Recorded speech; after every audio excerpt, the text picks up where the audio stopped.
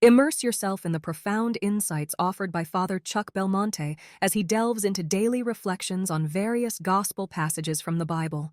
August 13th, Wednesday. What about changing one's gender? Gender ideology takes up an old theory, the concept that the body is a tool that we can re-engineer at will. Thus, the body becomes an external feature. I dwell in this body, but I observe it from a distance. However, the body is an integral part of the person, not his property. Whoever manipulates the body not only changes the exterior, but also one's identity. Gender ideology would never have succeeded without some medical, technical development that allowed this manipulation. However, there is a big difference between improving something about the body and intervening in the person's identity. Thanks to modern medicine, I may be able to change my body, even my external sex. Yet more and more people who are called trans wish to reverse their transition. This shows that the body is not a neutral shell in which I simply dwell. I am my body.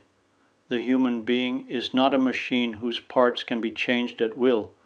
The body is an integral part of the person, not one's property. Even if they say, by modifying my body, I also modify my identity. I don't change a tool, I transform myself. What is the Christian vision in this context? With death, my body disappears, but I remain. Whoever wounds the body wounds the whole person.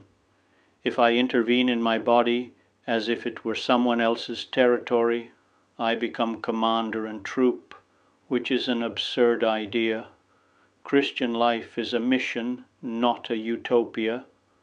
What Jesus asked of us in the Sermon on the Mount may seem practically impossible, but growing to reach that goal makes sense because he gives us strength. With each task, we are given the strength to achieve it.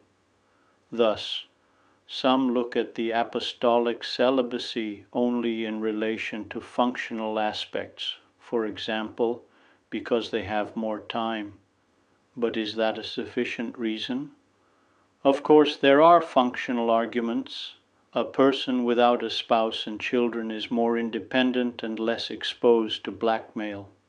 If I have a family, I am more vulnerable to pressures. I must think of my children and my wife.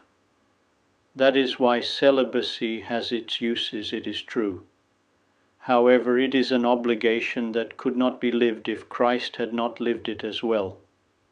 Not only is it possible to live it, but deep down, nothing is missing in doing so. Whoever renounces marriage receives another gift, not less, but more the hundredfold that the gospel speaks about.